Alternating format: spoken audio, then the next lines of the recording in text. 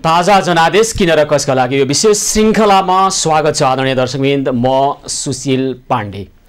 पछिल्लो समय बढ्दै गएको राजनीतिक सङ्कटको निकास के हुने हो अझै पनि यसै भन्न सक्ने स्थिति छैन। एकातिर संसद पुनर्स्थापना गरेर जानुपर्ने मागहरू बढिरहेका छन् भने अर्कोतिर सरकारी पक्ष ताजा जनादेशमा जसरी पनि जान्छ अब मुलुक संसदको पुनर्स्थापना हुँदैन भन्ने खालको दावी गर्न थालिरहेको छ। अर्कोतिर अब मुलुकमा एक खालको नयाँ खालको घटना घट्दैछ र नसोचेको घटना घट्दैछ भन्ने आशंकाहरू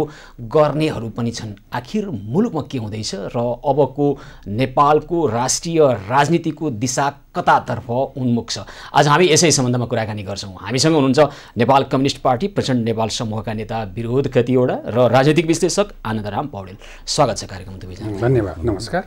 अब तपाई प्रचण्ड नेपाल समूहमा हुनुहुन्छ विरोधजी, नेपाल कम्युनिस्ट पार्टी भित्रको हैन। अहिले अब प्रचण्ड नेपाल समूहको विश्लेषण चाहिँ तरल छ। राजनीतिक अवस्था जुनसुकै बेलामा जेसुकै पनि हुन सक्छ भन्ने आशंकाहरू बाहिर व्यक्त गरिरहनु भएको छ उहाँहरू। त्यो भनेको के हो? यसो हुन्छ कयौं चीजहरू कस्तो भन्दाखेरि भने हामी कहाँ भएका नियम कानुन संविधान हिजोदेखिका प्रचलन सङ्घ संस्था चल्ने आफ्नो नियम देश चल्ने नियम त्यो ठिक ट्र्याकमा गइरहँदाखेरि तपाईँ हामी जोसुकै नागरिकले त्यो हेर्ने मान्छेले अब यो हुन्छ, अब यो देश यता जान्छ, यो निर्णय यस्तो हुन्छ, यो यसरी जान्छ, आउँदो रिजल्ट कुनै पनि जाँचो छ भने रिजल्ट यो बेलामा हुन्छ, अथवा कुनै पनि चिज अग्रिम एउटा अनुमान यो गर्न सकिने हुन्छ। के भन्दा विधिसम्म ढङ्गले जाँदा यहाँ हामी कहाँ कुन लडाइँमा छौँ भन्नुहुन्छ भने चाहिँ नि 5 गतेको जुन संसद भङ्ग गर्ने कार्य भयो त्यहाँ भित्रैबाट नै चाहिँ नि संविधान कुल्चिने काम भयो, विधि कुल्चिने काम भयो, पार्टीका विधि नियम पद्धति कुल्चिने काम भयो र त्यो काममा चाहिँ त्यसको नेतृत्व चाहिँ हाम्रो प्रधानमन्त्री अथवा पार्टी अध्यक्ष तत्कालीनले नेतृत्व गर्नुभएको र त्यसभन्दा पछिका कयौं घटनाक्रमहरू पनि जुन उहाँले गर्नुभयो, संवैधानिक नियुक्तिहरू गर्नुभयो। 6 जनाको परिषदमा न्यायिक परिषदलाई छोडेर उहाँले चाहिँ नि 3 जनामा झार्नुभयो, सूचनै गर्न छोड्नुभयो सदस्यहरूलाई। अनि यस्ता अनेकौं सुकुम्बासी आयो भनेर सरल भाषामा भने मैले, नाम त अर्कै छ, 77 जिल्लामा जहाँ सुकुम्बासी पनि छैनन् त्यहाँ गठन गर्दै 200-300 कार्यकर्तालाई गाडी घोडा गर्ने व्यवस्था गर्नुभयो। कामचलाउ भइसकेका प्रधानमन्त्री आफूलाई कामचलाउ होइन भन्नुहुन्छ, अन्टसन्ट बोल्दै हिँड्नुहुन्छ। यसले गर्दाखेरि उनका व्यवहार काम कर्तव्य र उहाँले गरेका निर्णय र एक्सनहरू यो भएको हुनाले चाहिँ नि उहाँको भन्न अवैध हो, गैर कानुनी हो, गैर संवैधानिक हो भन्ने कुरो जुन ढङ्गबाट चलेर चाहिँ सर्वोच्चमा मुद्दा चलिरहेछ। निर्वाचन आयोगमा हामीले आफ्नो पूर्ण बहुमत झन्डै 2/3 मत सहितको दल सम्बन्धी ऐनले दिने दावी अनुसार दावी गरेका छौँ। तर निर्वाचन आयोग त्यसमा न एक्सनमा अगाडि बढ्छ न बढ्छ। सर्वोच्च अदालतको फैसला गर्ने प्रक्रिया लम्बिँदै गइरहेको छ। त्यस कारणले चाहिँ नि प्रधानमन्त्रीको बानी व्यवहारलाई हेरेर चाहिँ नि शङ्का उब्जिएको। यदि त्यो ठाउँ मनमोहन अधिकारी भइदिएको भए, कृष्णप्रसाद भट्टराई भइदिए भए तपाईले मैले यो क्वेसन गरेर यो तर्कै गरेर पर्दैन थियो। तर यहाँ त आशंका भनेको चाहिँ प्रधानमन्त्रीको जिद्दी र जुन एउटा चाहिँ घमण्डीपना छ र म नै राज्य हुँ, म नै सरकार हुँ, म नै बुद्धिमान हुँ भन्ने जुन उहाँमा चाहिँ एउटा भ्रमको चाहिँ ठुलो जालो बसेको छ वा नियत छ। त्यसले गर्दाखेरि चाहिँ नि कुनै पनि बेला चाहिँ नि अप्रत्याशित खालका चाहिँ तरङ्ग ल्याउने निर्णयहरू, राष्ट्र र जनताको अहितलाई हुने निर्णयहरू, प्रजातन्त्र र लोकतन्त्रको लागि अहितमा हुने निर्णयहरू, संविधान र कानुनलाई चाहिँ नि कुल्चने निर्णयहरू हुन सक्ने र त्यस्तो निर्णय गराउन बाध्य पार्नको लागि प्रयत्न गर्न सक्ने यस्ता कयौं चीज भएको हुनाले चाहिँ नि राजनीति तरल छ। कुनै पनि बेला छ भने हामी तयारी पोजिसनमा बस्नुपर्छ भन्ने मात्रै हाम्रो मान्यता हो। त्यो भने चाहिँ के तयारी अवस्थामा बस्नुपर्छ? तपाईहरुले यतिखेर यो समूहले चाहिँ राजनीतिक तरल अवस्थामा छ अथवा एक खालको नकारात्मक कुनै गतिविधि गरिदिएदेखि त्यसको राजनीतिमा त सकारात्मक कामले मात्रै होइन, नकारात्मक कामले पनि, नकारात्मक तरिकाबाट पनि अर्को पक्षलाई सकारात्मक हुने अथवा एउटा गम्भीर गल्ती एउटा पक्षले गर्दै भने अर्को पक्षलाई फाइदा हुने पनि हुन्छ। त्यो खालको अपेक्षा छ कि यो समूहलाई भन्ने चाहिँ आशंका हो। पार्ट हैन, यस्तो चीजलाई नाफा घाटामा हेर्न पनि हुन्न। किनभने यो प्रचण्ड नेपाल र चाहिँ केपीको मात्रै यो कुरो होइन। यो अहिले घटनाक्रमले नेपाली कांग्रेसलाई छोयो, मधेसवादी दलहरूलाई छोयो, राप्रपालाई छोयो, नागरिकलाई छोयो, नागरिक समाजलाई छोयो, सञ्चारकर्मीहरू। त्यसैले गर्दाखेरि यो कुनै खास व्यक्ति वा दलका कुरा नगरिकन सिङ्गो नेपालको भविष्य गाँसियो यसमा। ल, राजनीतिक विश्लेषक आनन्दराम पौडेल, अब राजनीति तरल अवस्थामा त छ, के हुने हो भन्ने कुरोको धेरै कुरा चाहिँ अब सर्वोच्च अदालत, निर्वाचन आयोग अथवा नेपाली कांग्रेस यो तीनवटातिर धेरैको ध्यान केन्द्रित भइराखेको छ है। अब दुईटा समूह त आफ्ना कुरो लिएर स्पष्ट हिँडि नै रहेका छन्। यतिखेर अब एउटा पक्ष चाहिँ राजनीतिक तरल अवस्थामा छ, जुनसुकै बेला जेसुकै हुन सक्छ भन्ने खालको विश्लेषण, अर्को चाहिँ त्यसै आत्तिरहेको छ यो समूह पनि भन्छन् हैन। तपाई देख्नुहुन्छ अबको केही समयमा केही दिनमा केही हुँदैछ त्यस्तो? अब यसो छ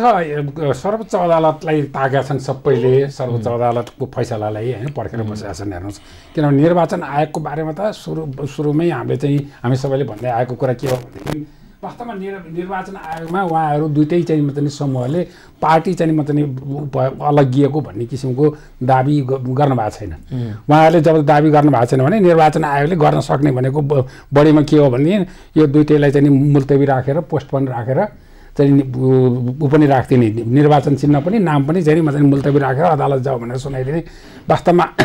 यदि अब भनौँ न अब दिनेश थपलियाको ठाउँमा यदि म भएको भए भने त्यही गर्थेँ होला सायद र मलाई लाग्छ त्यही नै गर्ला जस्तो पनि लाग्छ। त्यसले गर्दाखेरि निर्वाचन आयोगप्रति भन्दा पनि अब सबैको ध्यान चाहिँ केन्द्रीय चाहिँ यतातिर भइराखेको छ सर्वोच्च अदालतपट्टि छ र यो चाहिँ वास्तवमा के छ भन्नालाई भने नि अब यहाँ हेर्नुहोस् न यहाँ एउटा चाहिँ कुरा कस्तो लाग्छ भन्नालाई भने यो अलिकति 1.5 महिना अगाडिको कुरा जुन चाहिँ पुस 5 गतेपछि जुन आह्वानहरू भइराखेको थियो कि अब लोकतन्त्र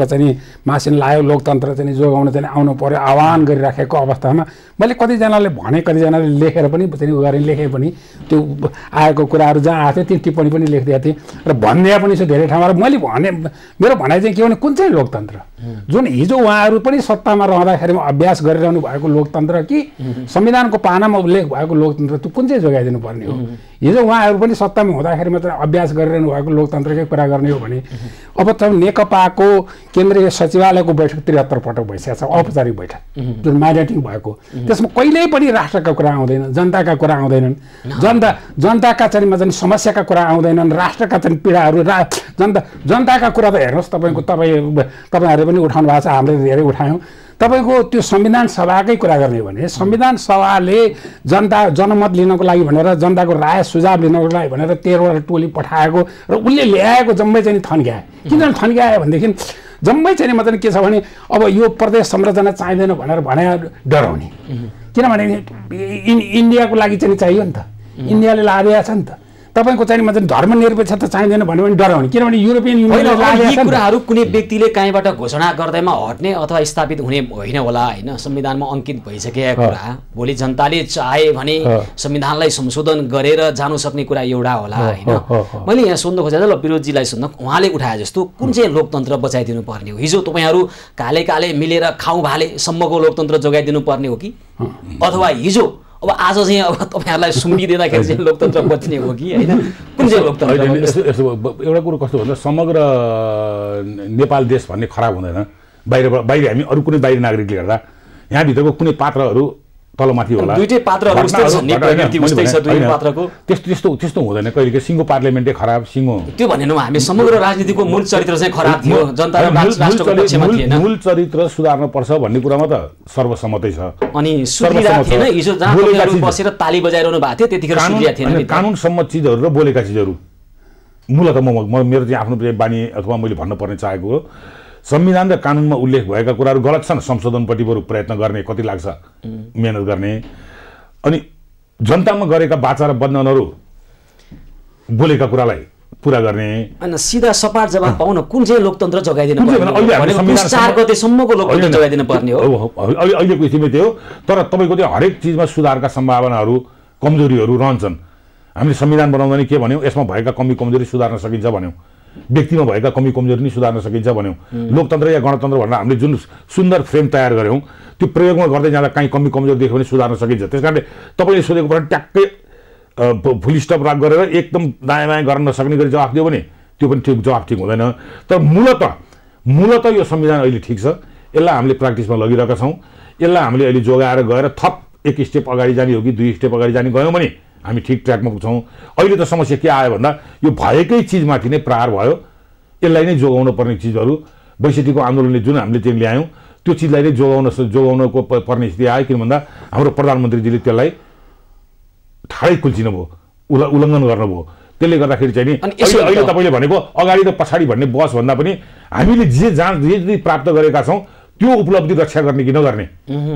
भनेको पुस 4 सम्मको स्थितिको निरन्तरता भइराखेका भए हुन्थ्यो पुस 5 ले अहिले चाहिँ समस्या ल्यायो कुरो यति नै हो नि हैन 4 सम्मको अवस्थाको निरन्तरता तर हेर्नुस् न त्यसले त खासै त्यो भन्दा अगाडिको झन्डै 3 वर्षको अवधिमा नेपाल कम्युनिस्ट पार्टी ऐतिहासिक अवसर सहित राष्ट्र जनताको सेवा गर्ने जनताले अवसर दिएका थिए तर तपाईहरु यदि धेरै चुक्नु भयो नि भन्ने लाज लाग्छ क्या त्यो चुक्यौँ भन्ने कुरो चारसम्म चाहिँ चुप्लाएर बस्नु भएको अनि चुप्या भएको थियो फेरि यो गलत कुरो म 2-3 लोक कराउनु भएको थियो तर आफ्नै अतिरिक्त आकांक्षा पूर्ति गर्नको लागि मात्रै कराउनु भएको थियो त्यो पनि छैन मैले बोलेका हेर्नुहोस् अरू नेताहरूले बोलेका हेर्नुहोस् बोलेका मात्रै हामीले बोलेका चिज अनुसार बजेट आएनन् हामीले बोले अनुसारको नीति कार्यक्रमहरू आएन हामीले घोषणापत्रमा भने अनुसार सरकारले काम गर्न सकेन अझ पार्टीपट्टि जाने हो भने पार्टी विधानसम्म ढङ्गले चल्न सकेन त्यसले बैठक राखेर छलफल गराऊ उहाँले एजेन्डामा कुनै एजेन्डामा छलफल भएन भन्नुभयो अब मैले त्यो एजेन्डा बोकेर आइनँ तपाईँहरूले खोजेर हेर्नुभयो भनेदेखि यहाँ केन्द्रीय कमिटी त उसको त बैठक त बसेन के एजेन्डा भन्नु के नभन्नु तर त्यसका बावजुद पनि हामीले जुन लिपुलेखको नक्सा पास भयो हाम्रो दोस्रो बैठकले निर्णय गरेको मागको केन्द्रीय कमिटीको सुन अनि स्थायी कमिटीको के सचिवालयको बैठकको लागि एजेन्डा जुन अहिले यो एजेन्डा बस हुँदाहुँदै संसद भङ्ग भयो अथवा पार्टी विभाजन भयो सुन त्यसमा पनि एजेन्डाहरू कोभिडको एजेन्डा छ यो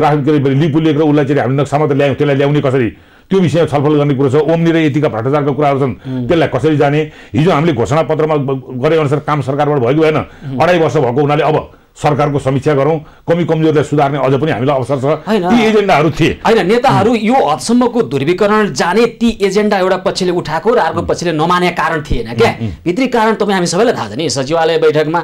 अर्को अध्यक्षज्यू प्रचण्डज्यूको समानान्तर ढङ्गबाट कुर्सी नराखेका कारणले माधवजीले ल्याएर राखिदिनु पर्ने कुर्सी एउटा पक्षले कुर्सी हटाएर अपमान र मानमदन गर्न खोज्ने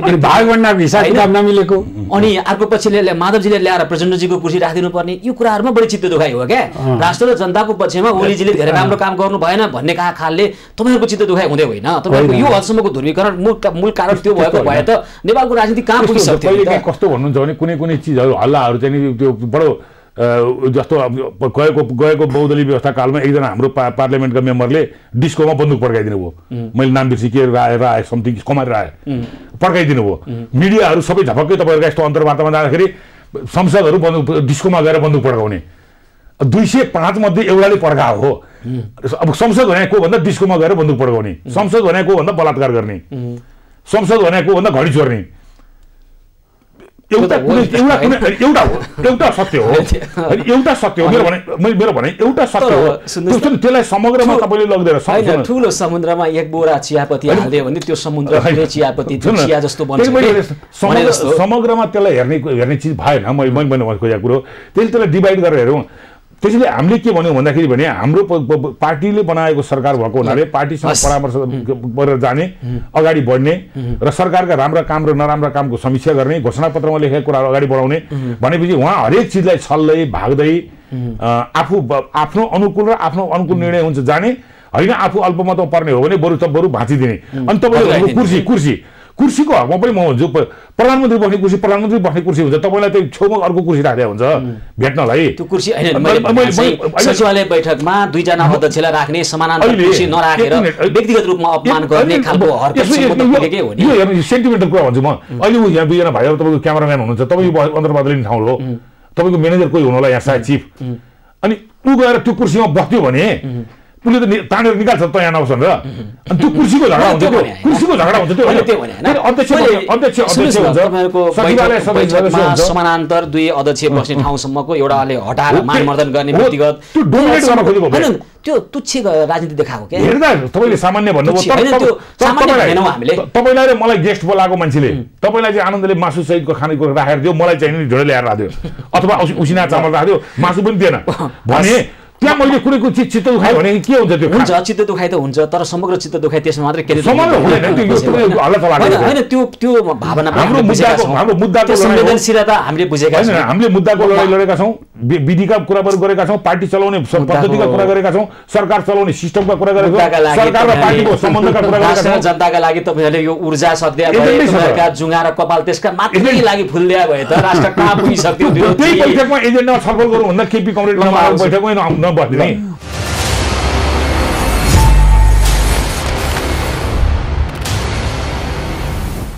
अब प्रदेश सभा भत्काइदिने, उसले ऊ भत्काइदिने, उसले ऊ भत्काइदिने, यो भत्काउने राजनीति चलिरहेको छ के, बनाउने होइन। पहिला हामी सुन्थ्यौँ नि भत्काइदिन्छु बाख्राको गोठ पनि भन्ने एउटा धम्कीपूर्ण गीत भने जस्तो। अब आजै के गरे यो प्रदेश प्रमुखहरू परिवर्तन गर्ने सिलसिला सुरु हुन थालेको छ, किनभने हाम्रो गुटमा लागेन रे, त्यसकारण एउटा प्रदेशको 2 नम्बर प्रदेशको प्रमुखलाई हटाएर समर्थन गुटको समर्थन गर्ने अर्को कसैलाई ल्याएर राख्दियो। यो केका लागि प्रदेश प्रमुख केका लागि? यी पदहरू जनता र राष्ट्रका लागि सेवा गर्नका लागि हुने हो भने यो कुन खालको राजनीतिमा हामी प्रवेश गरिरहेका छौँ? के भइरहेछ यो? होइन, तपाईँले जुन कुरा भन्नुभयो एकदम चाहिँ भत्काउने गैर जिम्मेवार किसिमको चाहिँ हरकत पहिलेदेखि नै सुरु भयो। हेर्नुहोस् कस्तो देखिन्छ नेपालमा भन्नलाई भनेदेखि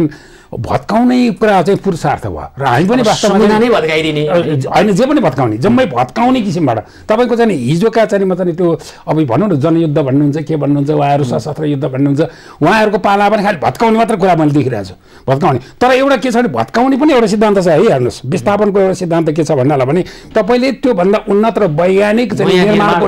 लागि मात्रै तपाईँलाई अधिकार हुन्छ भन्छ र तपाईँसँग त्यो सामर्थ्य हुनुपर्छ, पुँजी हुनुपर्छ, भिजन हुनुपर्छ र त्योभन्दा विकल्प तपाईँको उन्नत र वैज्ञानिक हुनुपर्छ। अनि त्यसपछि मात्रै तपाईँ भत्काउने अधिकार तपाईँलाई प्राप्त हुन्छ। वास्तवमा जुनसुकै तपाईँ संस्कृति भत्काउनुहोस्, संस्कार भत्काउनुहोस्, तपाईँको परम्परा भत्काउनुहोस्, तर त्योभन्दा उन्नत र वैज्ञानिकको लागि मात्रै थियो। तर यहाँ त भत्काउने छोडिदिने त्यो चाहिँ मतलब योभन्दा गैर जिम्मेवार चाहिँ मात्रै हरकत मैले देखाएको छु। प्रदेश सभाहरूले अथवा प्रदेश सभामा आफ्नो पक्षमा भएन भने अब विघटन गरिदिने, भत्काइदिने भन्ने एकातिरबाट धम्की आइराखेको छ है। संविधान भत्काइयो भन्ने कुरो त एउटा कोर्समा पुगेको छ, त्यसले एउटा निष्कर्ष दिएला होइन। अब कति फागुन 15 अगाडि नै एक खालको निष्कर्ष आउँछ, त्यो भनेको 200% चाहिँ संसद पुनर्स्थापना हुँदैन भन्ने तर्क सरकारी तर्फबाट आइरहेको छ। जो संविधान बनाउनु भएको थियो सुभाष नेवाङजीले अब यसको अहिले प्रवक्ताको रूपमा कुरा गरिरहनु भएको छ होइन। के भइराखेको छ ल भनौँ न, हुन त संसदको पुनर्स्थापना निरपेक्ष रूपमा हुँदैमा नेपालको मूल राजनीति परिवर्तन भएन भने हिजोकै पुस 4 को राजनीतिको निरन्तरताले नि के हुँदो रहेनछ भन्ने कुरो त छ। त्यो मात्रै होइन, अझ अस्थिर राजनीति, अझै भद्रगोल राजनीतिमा जानेवाला छ। हेर्नुहोस् जान्छ, किन जान्छ भन्नलाई भने तपाईँ कुन बेलामा जान्छ भन्नलाई भने जुन 2052 साल भदौ 12 गते पछिको स्थिति कल्पना गर्नुहोस्। हेर्नुहोस् त 52 जना मन्त्री जम्मैलाई पद दिएर रोक्ने कि कसैलाई चाहिँ सल्लाहकार हुनुहुन्छ, सल्लाहकार एउटा हाम्रो मेरो एकजना मित्र उहाँ जानुभएको थियो, उहाँ उसमा चाहिँ थाइल्यान्ड पुग्नु भएको थियो। थाइल्यान्ड यसो मनोरञ्जनको चाहिँ स्थल जाँदाखेरि त त्यहाँ त तपाईँको 5 जना मन्त्री एउटा टेबलमा देखेर त्यहाँ शरम लागेर 5 जना मन्त्री नै 5 जना। अब त्यो स्थिति हेर्नुहोस् त तपाईँको चाहिँ सबैभन्दा धेरै त हाम्रो विरोधीलाई थाहा छ, सांसदहरूलाई चाहिँ सांसदहरूको किनबेचको कुरादेखि लिएर त्यो बेलामा के आएन होइन, अनेक आयो। त्यो अब करोडौँको खेल सुरु हुन्छ। अब हेर्नुहोस् त्यो हुनेवाला छ। त्योभन्दा अझ यहाँ त के छ भन्नालाई भने त्योभन्दा राजनीतिलाई अस्थिर बनाउनलाई प्रतिनिधि सभामा समानुपातिक हालिराखेका छौँ। जुन जनता त्यो समानुपातिको दरबन्दी भनेको चाहिँ नेताहरूको खल्तीको मान्छे राख्नलाई, जी हजरीको मान्छे राख्नलाई मात्रै हो, त्योभन्दा बढी केही छैन। श्रीमतीहरू हेर्नुहोस् त कति भल्गर भइरहेको छ यो जम्मै। त्यो अनावश्यक काम चाहिँ हामीले चाहिँ किन भन्नाले जम्मै त्यो सुरुवातैदेखि त्यसरी गरिरहेका छौँ। सुरुवातैदेखि तपाईँको चाहिँ के छ यही सोध्न खोजेँ मैले, विरोधीलाई सोधेँ है त। संसद पुनर्स्थापना भइहाल्यो होइन र यसको निरन्तरता भयो भने अब अल्पमत र बहुमतको खेल हो, तपाईँहरूलाई थाहा छ अझ होइन। हिजो के भएको थियो, समिट होटल काण्डहरू म एकचोटि स्मरण गराउन चाहन्छु। विदेशीहरूको चलखेल अहिले पनि अब त्रिपुराका मुख्यमन्त्री भारतका भनिसके अब नेपाल र श्रीलङ्कामा भारतीय जनता पार्टीकै सरकार बनाउने तयारीमा। तपाईँहरूको फेरि कस्तो हो भने तपाईँहरूको संस्कार र संस्कृति भनेको विदेशीहरूले आफ्नो अनुकूल सहयोग गरिदिए भने त्यो सदासहायता हुन्छ के, प्रतिकूल गरे मात्रै विदेशी हस्तक्षेप हुन्छ है। तपाईँलाई सहयोग गऱ्यो भने त्यो सदासहायतै हुन्छ, फेरि हस्तक्षेप गरे पनि तपाईँहरूलाई राखिदिएर अनि भारतीय जनता पार्टीकै अब अथवा कुनै छिमेकीको कसैको सरकार बनाउनले लबिङ सुरु भयो भने ठिक छ यो चाहिँ सही हो, लोकतन्त्रको लागि भइरहेछ भन्दिनु हुन्छ तपाईँहरू। हेर्नुहोस् न विडम्बना। यसको चाहिँ हामी निरन्तरता देख्छौँ संसद पुनर्स्थापनाको निरपेक्ष राजनीतिको यो अलिक अगाडि बढ्यो भने होइन। अनि यसो यो 2-3वटा प्रश्न तपाईँको सँगै आयो। अघि प्रदेश भङ्ग गर्नेदेखि लिएर यस लगायतका कुरा, धम्कीका कुराहरू आए हो। त्यही पार्टले गर्दाखेरि मैले भनेको चाहिँ नि सरकार अहिलेको नेतृत्व ठिक ट्र्याकमा गइरहेको छ र उसले गैर संवैधानिक कदमहरू अनेकौँ ढङ्गले चालेको ध्रुवे हात्ती भन्ने एकचोटि चलाएको थियो। आफ्नो साथ सिमाना नागेर सबैतिर भत्ताभङ्ग गर्दै हिँड्ने ध्रुवे हात्ती जस्तो भयो। फेरि बाहिर उहाँको नारायणको नाम पनि ध्रुव नै रहेछ, हाम्रो केबी कमरेडको है। बाहिर पर्न गएको होइन, पर्न गएको प्रत्येक एउटा ध्रुवे हात्ती भन्ने एउटा प्रवृत्ति आयो नि त। मैले भने त्यो ढङ्गबाट उहाँ जाँदै हुनुहुन्छ, गैर संवैधानिक कदम उहाँले भङ्ग गरे यति मात्रै होइन, अब अरू चाल्दै हुनुहुन्छ न। अब तपाईँ सोधिहाल्नु पर्छ, तपाईँले ध्रुवे हात्तीले मन लाग्दै गर्न पर्ने त्यो जङ्गली राजमा हो कि हामी लोकतन्त्रमा। ध्रुवे हात्ती जन्माउनको लागि त्यसका अवधारणाहरू, त्यसका पृष्ठभूमि के छन्, त्यसमा अरू अवयव नियन्त्रण र नियमन गर्नुपर्ने। भन्न चाहेको कुरो चाहिँ के भन्दाखेरि भने संविधानले व्यवस्था गरे अनुसारको 5वटा सरकार बन्ने प्रावधान दिएको छ, 5 खण्ड दिएको छ। सुन्नु त्यसलाई तपाईले भने त मिलिजुली सरकार बन्नु। धुर्वे हात्ती जङ्गली राजमा जन्मिन्छ, लोकतन्त्रमा धुर्वे हात्ती कसरी जन्मियो? त्यो जन्मिन खोज्यो भन्न खोजे मैले। त्यसलाई नियन्त्रण गरेन भने धेरै विनाश हुन्छ, संवैधानिक अङ्गहरू निष्क्रिय हुन्छन्, संवैधानिक तरिकाले देश चल्दैन, कानुन सम्मत चल्दैन। म मेरो भन्ने ढङ्गबाट जब राज्य चल्न थाल्छ त्यसले तानाशाहीतिर लान्छ अथवा त्यो डिक्टेटरसिपतिर लान्छ। यो बेलैमा हामी होसियार हौँ, उहाँको कदम तय गर्नु भने त्यो सम्भावना छैन भनिन्छ। पार्लियामेन्ट बन्ने कुरा म जान्छु, पार्लियामेन्ट पुनर्स्थापना भयो भने 5वटा प्रकृतिको संविधानले भनेको प्रकृतिको सरकारहरू बन्ने कुराहरू आउँछ। एक अर्को समानुपातिको नि उहाँले कुरा गर्नुभयो। अहिलेको संविधानको संरचनाले गरेको निर्वाचनको कल्पना, पार्लियामेन्टको कल्पनामा यो कहाँबाट चाहिँ म त भन्छु झुकेर यो 2/3 बहुमत आयो। बहुमत पनि आउने ल्याउनेलाई बहादुर भनेर फुलमाला लगाइदिए हुन्छ। अब आउँदो चुनाव तपाईँले हेरिहाल्नुहुन्छ केही समयपछि नै। अब आउँदैन, तपाईँको जिन्दगीमा कहिले आउँदैन यो बहुमत। जिन्दगीमै भन्नु त मिल्दैन। हाम्रो अहिले जुन संरचना छ, जुन 165 जना निर्वाचित, 110 जना समानुपातिक। तपाईँ अघिल्लो संविधान सभामा याद गर्नुहोस्, एमाले 26-25 सिट ल्यायो, 80 जना समानुपातिक। काङ्ग्रेसले 32-40 सिट ल्यायो, 80 जना समानुपातिक। माओवादीले 120 सिट ल्यायो, झन्डै 100 कतिजना, 220 जना उसको समानुपातिक। अनि मैले भन्नु खोजेँ हारेका पार्टीको समानुपातिक। सीपी मैनालीजीको संविधान सभामा 5 सिट कि 8-9 सिट समानुपातिक, 1 सिट पनि जिताएन, जमानत जब्त छ तर 9 सिट छ। भने यो संरचनाले गर्दाखेरि जस्तो माओवादीको अहिले 36 कि 26 सिट दिए, 36 सिट के अरे 17 सिट समानुपातिक। काङ्ग्रेसको अहिले 26 कि कति सिट, 40 जना समानुपातिक, हाम्रो 41। एमालेको 41 समानुपातिक, कति 80 सिट जितेको एमालेको 41, सुन्नुहोस् यहाँ 26 सिट जितेको काङ्ग्रेसको 40 समानुपातिक। मैले भन्न खोजेँ यसले गर्दा आउँदो सरकार चाहिँ बहुमतको भनेपछि समानुपातिक नि ती वर्गहरूलाई लान खोजेको कुरो चाहिँ यो खराब कुरो भन्न खोजेँ मैले। अब आउने जस्तो यो पार्लियामेन्ट पुनर्स्थापना भयो भने चाहिँ नि के अघि भने जस्तो किन बेचेर चाहिँ नि कुरो सुरु हुने, अनि अर्को पार्लियामेन्ट चाहिँ टक्रकै बहुमत आउने भन्ने कुरो होइन है भन्न खोजेँ मैले। होइन है, तपाईँले अर्को पार्लियामेन्टको कल्पना पनि एउटै पार्टीको बहुमतको कल्पना अहिले नगर्नुहोस्। आयो धन्यवाद, फुलमाला लगाइदिए हुन्छ। 2/3 कुरा त ती अब सुन्ने र भन्ने कुरा किन दिने नै किन दिनु परेछ त? तपाईँहरूको झन् 2/3 ले गरे के हो र दिने नै किन? संविधानले विभिन्न दलहरू सरकार कल्पना गरेकै छ नि। किनभने अब आउँदो चुनावले पनि हामीलाई चाहिँ निकास दिँदैन, प्रवेश होइन। निकास दिन्छ भने मैले एकलौटी सरकार बहुमत भारतमा मिलिजुली सरकार बनाए कति वर्ष? निर्वाचनले निकास दिन्छ भने निर्वाचनमा जाउँ त, वैशाखमा हुन्छ भनेर कराउनु। निर्वाचनले निकास नदिए पनि जानुपर्छ, कुरो बुझ्नु भएन। निर्वाचन भनेको त्यस्तो चिज हो जुन जाउँ त वैशाखमा त गर्ने नियतले गरेको यो घोषणा होइन। त्यस कारण जाने हो निर्वाचन हुँदै भयो भने तपाईँले कल्पना गर्नुभयो, त्यो बेला मलाई गाली गर्नु होला। किन हुँदैन भन्नुहोस्? आज तपाईँ कति गफ गर्दै हुनुहुन्छ? 9-10 गते 8-10 गते वैशाख 17 चुनाव, त्यसलाई दरखास्तको प्रक्रिया सम्भवतः 10 गते आसपासबाट, वैशाख 10बाट तपाईँलाई चुनाव प्रचार गर्नुपर्ने दिनुपर्ने अवधि। सुन्नुहोस्, निर्वाचन आयोगको तयारी अहिले तपाईँ फागुनको 10 गते गफ गर्दै हुन्छ, 10 भन्नाले 8 गते अब 1 महिना, अब 1 महिना भनेको समयले भ्याइँदैन भने जाने हो। सुन्नु अब पहिला त हामी त यो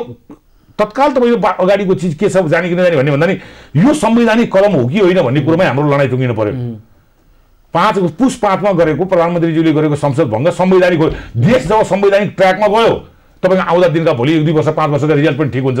अहिले देश ठिक ट्र्याकमा गयो भने अघि तपाईँले बहस गरेको छ, प्रदेश सभा भङ्ग हुन्छ, स्थानीय निकाय जुन मन परे ठिक छ, मन नपरे भङ्ग हुन्छ, नगरपालिका भङ्ग हुन थाल्छ। प्रदेश प्रमुखलाई सारे हटाएको गर्नुभयो, 2 महिना कुर्दा हुन्थ्यो चुनाव गराउने मन साहेब भावे, त्यो केही पनि 2 महिना कुर्या सुकुमासी आयोग बनाउनलाई किन हतारो छ यो? होइन, कुर्दा संवैधानिक आयोगमा 3 वर्ष कुरियो, तै पनि कहिले चाहिँ एजेन्डा ल्याउनु भयो उहाँले? उहाँ काङ्ग्रेस अब पार्टीभित्र 2टा पार्टी एकता भएपछि भागवण्डा मिलेन भन्छन् कि भागवण्डा कस्तो मिल्यो? 2टा पार्टी एकता भए 2 देखि भागवण्डा गर्न राखे होइन। भागवण्डा भनेको मैले देखेको योग्य मान्छे, तपाईँले देखेको योग्य मान्छे मात्रै छलफल गरौँ भन्ने न हो। होइन, अहिले पनि त त्यही नै तपाईँले देखेको योग्यता नै छ। तपाईले देखेको त योग्यता हुने देखेको त योग्यता हुने तपाईकै प्रचण्ड नेपाल समूहमा आएका पूर्व मन्त्री सहितका एक दम्पतिको अब आज फेरि नयाँ कुरा आयो हिजो ओलीबाट फर्किया रे फेरि व्यवस्थापन भएन र के का लागि हुँदो रहेछ त राजनीति भन्दाखेरि पहिला व्यवस्थापन हुन्छ कि हुँदैन सुन्नु न त्यही नै छ अरू टाइममा तपाईहरुले यो भन्दाखेरि झगडालाई भन्न मिल्ला अरू टाइममा स्थिर टाइमको बेलामा मिल्ला तर अहिले हामी जुन मुद्दामा लडाई गरिरहेका छौं यही मुद्दामा व्यवस्थापन प्राथमिकता रहेछ नि प्राथमिकता हैन रहेछ यसलाई डाइभर्ट गर्ने गरी चाहिँ गयो भने हामी गलत ट्र्याकमा जान्छौँ हैन हामीले त के बुझ्छौं भने अब आजभन्दा तपाईले 1 वर्ष अगाडि यो विरोधी प्रचण्ड नेपाल समूहमा किन हुँदो रहेछ भन्दा उहाँको यहाँ व्यवस्थापन भएछ हो त्यही हो तपाईँ मुद्दाको कारणले हैन रहेछ बुझ्छौं के व्यक्तिगत कुरा गरे हैन मैले बुझेँ मेरै भन्नु छ भने हिजो पनि म केन्द्रीय सदस्य थिएँ अहिले पनि केन्द्रीय सदस्य छु हैन त्यो भन्दा बेगर मसँग थप बेनिफिट केही पनि छैन एक अर्कोचोटि तपाईको अर्कोचोटि अधिवेशन भयो भने म कुनमा जान्छु त्यो मेरो म आउँछु ल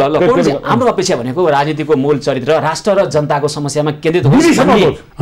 है विधिसम्मत ढंगले राष्ट्र जनताका समस्या समाधान गर्नको लागि लाग्दै हुन्थ्यो यो देशका राजनीतिक दल नेता भन्ने हाम्रो अपेक्षा हो यो हाम्रो अपेक्षा नै गैर छ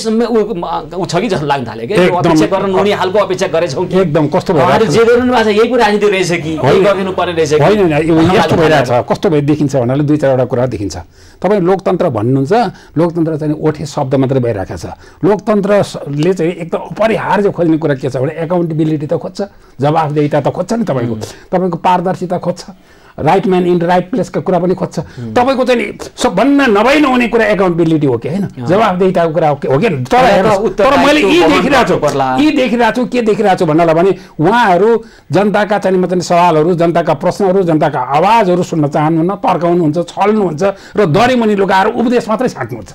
यही कुरा भनौँ न हिजोदेखिकै चाहिँ मतलब आत्मसमीक्षा गर्ने उहाँहरू कहिले पनि तयार हुनुहुन्न बाबुराम भट्टराईजी कराइराख्नु भएको छ उहाँ नै होइन त्यो संविधान सभालाई चाहिँ जबरजस्ती 81 भङ्ग गरिदिनु भयो 81 भङ्ग गर्दाखेरि त्यो बेलामा चाहिँ सबले आवाज उठाइराखेका थिए कसैको सुन्नुभयो कसैको नसुन्ने सुन्दै नसुन्ने जे गरे पनि जायज हुन्छ भन्ने कसैको सुन्नुहुन्न उहाँहरू कसैले अहिले चाहिँ मतलब के छ खालि उपदेश छाट्ने मात्रै डिक्लेरेसन मात्रै घोषणा मात्रै जनताको आवाज सुन्ने परम्परा यहाँ स्थापित छैन वास्तवमा सधैँ छैन आजसम्म मैले देखिरहेको छैन तपाईँको यी नै मैले अघि एउटा कुरा उठाउँदै थिएँ 13वटा चाहिँ मात्रै टोलीले ल्याएकोलाई लुकाउनु दबाउनु उहाँहरूले जनताका चाहिँ राय सुझाव सङ्कलन गरेर किन ल्याएको 3 महिना लगाएर किन लुकाएको थियो तपाईँको चाहिँ यहाँ चाहिँ मतलब सचिवालयमा चाहिँ खुला राखेको थियो चाहिँ इमेलहरू 34,000 इमेल आएको चाहिँ मतलब सुझावहरू चाहिँ किन लुकाइयो थियो किन लुकाउनु पर्यो भन्नाला भने अब त्यही विदेशी एजेन्डा चाहिँ लाद्न पनि त्यसको उसमा आयो नि त तपाईँको चाहिँ यो प्रदेश संरचना इन्डियाले लादे हाम्रो सबैलाई थाहा छ पहिलेदेखिको उसले गनगन छ उसको हामीलाई थाहा छ युरोपियन युनियनले धर्मनिरपेक्ष त लादिराखेको छ त्यो पालन गरिदिनै पर्ने अब यी सब कुराहरूलाई चाहिँ मतलब के छ भने जनताको राय सुझावले त त्यसको त्यसलाई इन्कार गर्यो ठाडै बहिष्कार गर्यो त्यसलाई त्यो प्रदेश संरचनालाई जनताले चाहिँ जब इन्कार गर्यो अनि त्यो लुकाइयो हेर्नुहोस् यहाँ त जनताको आवाजलाई लुकाउने दबाउने विदेशीको भारी बोकेर नि पर्ने जनताको ककसहरू हेर्नुहोस् बिजो ककस थियो के संविधान सभामा ककसहरू हेर्नुहोस् ककस बाबा बिजो थियो हेर्नुहोस् भल्गर झन् गाह्रो भयो नि राजनीति गर्न है पञ्चायतका कुरा यो बितेका कुराहरू नै विकृति भयो के भयो हाम्रो चाहिँ हिजो भन्दा एक स्टेप अगाडि हामी सुधारेर जाउँ हिजोका कमीहरूलाई सुधार गरौँ हिजोका चाहिँ पार्लियामेन्ट भङ्ग गर्ने प्रकृति विश्वास गर्ने तपाईहरुलाई सुधारेर जाउँ भन्नेमा तपाईहरुले विश्वास गरेर पुनः अवसर किन दिने के नेपाली जनताले ठीक नदिन पाउँछ यसमा तपाईसँग सहमत छु तपाईहरुलाई विश्वास गरे अब हामी लिएर जान्छौँ हाम्रो कुरो यो केपीको कुरो यो केपी ठिक ट्र्याकमा नहिँड्नाले यो दुर्घटना भयो त्यसकारण अब केपीजीले भने यही बेला जाउँ त चुनावमा जे छ जनताले दुध पानीको पानी गर्छ अनि यसो यो लोकतन्त्रको नाममा तपाईको चाहिँ किन अमेरिकामा बेलायतमा हरेक देशमा 5-6 वर्ष 4 वर्षमा चुनाव गर्ने विधि राखेको त त्यसका कारण होला नि त्यसको कारण ठिक छ पैसाको चुनाव जाउँ म सहमत जेठमा सरकार बनाऊ असार फेरि लोकतन्त्रमा जनमत लिन जाउँ त त्यो अन्याय हुन्छ त्यो के अन्याय हुन्छ हैन अब अहिले यो सङ्कटपूर्ण स्थितिमा आइसकेपछि यसको एउटा सही एउटा ट्र्याकमा हाल्नको लागि केही न केही गर्नु पर्छ आउँदो गभर्नमेन्ट पनि मिलिजुली बन्ने स्थिति हुन्छ त्यो प्रधानमन्त्रीलाई फेरि हटाउनु पर्ने बेला आउँछ सुन्नुहोस् हटाउनु पर्ने हुन्छ किनकि उसले भने अनुसार काम नगरेपछि एउटा गठबन्धनले चढ्छ भन्न अनि ऊ भङ्गमा जाने 2 महिनामै लोकतन्त्रमा फेरि किन जान्न पाउने जनतामा यस्तो कुतर्क गरेर हुन्न जनतामा जानु भनेको लोकतन्त्र हो भनेर मान्यता राख्ने 6 महिना चुनाव गरौँ नि त 6 महिना त म्यान्डेट चेन्ज हुन्छ त त्यसो भए संसद पुनर्स्थापना गर्नु त्यसकारणले भने त्यस पछाडि जुन कोर्सबाट अगाडि बढ्छ सामान्य एउटा दृष्टिकोण रह्यो हैन नेतृत्व सरकार पार्टी भनेको चाहिँ जनताप्रति उत्तरदायी हुनुपर्छ र जनताप्रति उत्तरदायी हुने भनेको सत्य बोल्ने पनि हो कानुन सम्मत हिँड्ने पनि छु न म एक्लै हुन सक्छु अब अनि एक एकवटा मुद्दा पहिला मुद्दा फ्याल्दिने रेलका मुद्दा फ्याल्दिने पानी भूमध्य सागर पानी जहाजको मुद्दा फ्याल्दिने तपाईको चाहिँ हावाबाट बिजुलीको घर घरमा ग्यासका मुद्दा फ्याल्दिने अहिले अलपत्र भयो है अब अहिले सुन्नुहोस् अयोध्या फ्याल्दिने त्यही मुद्दामा झगडा गरेर अनि अयोध्या फ्याल्दिने राम ल्याउने अयोध्याबाट राम कहाँ ल्याउने ठोरीमा ल्याउने अब लङ्काबाट रावण ल्याउनु पर्यो नि त उसले त्यसलाई पनि दमकतिर ठाउँ बनाउनु पर्यो एउटा कुनै किन रामसँग त रावण पनि आउनुपर्छ त मैले भन्नु खोजेँ पनि यस्तो यो तरङ्ग ल्याइदिने कुरा गरिदिने जुन चाहिँ व्यवहारमा जानलाई गाह्रो पर्ने अनुसन्धान नभएका चिजहरू त्यसले गर्दा मैले भने हाम्रो मागै के हो भन्दाखेरि प्रधानमन्त्रीजी ठिक ढङ्गले चल्नु भएन हाम्रै प्रधानमन्त्री हामीले चुनेको हामीले बनाएको अध्यक्ष हिँड्न भएन सुन विश्वमा तानाशाहहरू जन्मिने पनि निर्वाचनबाट पनि जन्मिन्छ हो यो स्थिति भएको हुनाले अहिले बहस तपाईँ कहाँ केन्द्रित गरौँ भन्दा हिजो उहाँले गरे जस्तो उहाँले भनेको कुरो ठिक सल्लाह लिएर नगरे हामी अहिले के मुद्दा अहिले गरेको कदम संविधान सम्मत छ कि छैन यदि यही प्रवृत्तिलाई मान्यता दिने हो भने भोलि आउने दिनमा हामी कतातिर जान्छौँ यति मुद्दामा हामी बहस केन्द्रित गर्यौँ भने हामी ठाउँमा पुग्छौँ होइन यसलाई चाहिँ हामीले अघि मैले भने संविधानले पनि राज्य राष्ट्र र जनताको लागि राजनीतिलाई केन्द्रित गर्ने खालको एउटा दिशानिर्देश गर्ने हो होइन संविधान सम्मत निरपेक्ष रूपमा हुँदैमा पनि केही हुन्न राष्ट्र र जनतालाई केन्द्रित हुने खालको राजनीति गर्ने त्यो विधि सम्मत होस् कानुन सम्मत होस् र त्यो बसेको मान्छेले त्यसलाई संविधान हो त्यो अनुसार होस् लागू गर्ने होला त देखिया छैन अन्त्यमा एक शब्दावलीमा ल त्यो देखिन्छ त होइन यसो छ हेर्नु कुरा के छ भनेदेखि अब यो त हामीले चाहिँ के छ भने सर्वोच्च अदालतमा हामीले गरेको अपेक्षा त अहिले पनि कार्यान्वयनमा आउला भन्ने छैन नि त होइन छैन मात्र होइन यहाँ यसो पनि छ जुन चाहिँ एउटा अहिले भर्खर चाहिँ जनताप्रति उत्तरदायीको चाहिँ शब्द उहाँले दुईवटा उच्चारण गर्नुभयो उत्तरदायीकै कुरा गर्ने हो भने होइन कोही पनि उत्तरदायी छैन चाहिँ म चाहिँ केपी होइन एउटा व्यक्तिलाई मात्रै भन्ने कुरा पनि छैन आफ्नो बारेमा पनि एउटा समूह कम गलत भएको कारणले गर्दा मात्रै समस्या आएको होइन हामी आंशिक जिम्मेवार छौँ मूल नेतृत्व मूल जिम्मेवार हुन्छ म पनि त्यसको केन्द्र म जिम्मेवार छु मलाई भोट हालेर जिताउने मान्छे जिम्मेवार हुन्छ राजनीतिक प्रवृत्ति नै गलत दिशातर्फ उन्मुख छ त्यो भनेको राष्ट्र जनताप्रति जवाफदेही र उत्तरदायी छैन जवाफदेही कसरी छैन म एउटा प्रश्न गर्छु एउटा के छ भन्नाले पोहोर सालको कुरा गर्छु म पोहोर साल छोटो प्रचण्डकै एकजना मान्छेसँग चाहिँ भेट भयो मेरो र त्यो 5000 चाहिँ जुन भन्नुभयो नि हत्या 5000 नेपालीको हत्याको चाहिँ उहाँले जिम्मा लिइसकेपछि ल ठिक छ उहाँलाई चाहिँ हेर्नु हाम्रो नेताले त जिम्मेवारी लिनुभयो भन्ने कुरा गरेपछि त्यसमा 50 जनाको पुष्टि गर्नु नि त तिनीहरूले मार्नै पर्ने यो कारण 50 जना उहाँहरू चाहिँ त्यो सक्नुहुन्न जवाफदेही छैन उत्तरदायित्व र जवाफदेहिता नभएको राजनीति राष्ट्र जनता केन्द्रित हुन सक्दैन विधि सम्मत कानुन सम्मत भनेको जनउत्तरदायी र जवाफदेही हुनुपर्छ त्यो शुभेच्छा छ यहाँले पनि त्यस्तो खालको राजनीति गर्नु होला हाम्रो शुभेच्छा समय दिनुभयो दुवैजनालाई धेरै धेरै धन्यवाद नमस्कार ताजा जनादेश किनेर कसका लागि आजको यो विशेष श्रृङ्खलामा हामीले कुराकानी गर्यौँ नेकपा प्रचण्ड नेपाल समूहका नेता विरोध खतिवडा र राजनीतिक विश्लेषक आनन्दराम पौडेलसँग कार्यक्रमको समय सकिएको छ कार्यक्रमबाट म सुशील पाण्डे लगायत सम्पूर्ण टिमलाई बिदा दिनुहोस् यहाँहरू भने खबरभित्रको खबरको लागि हेर्दै गर्नुहोला एभी न्युज खबर हस्त नमस्कार।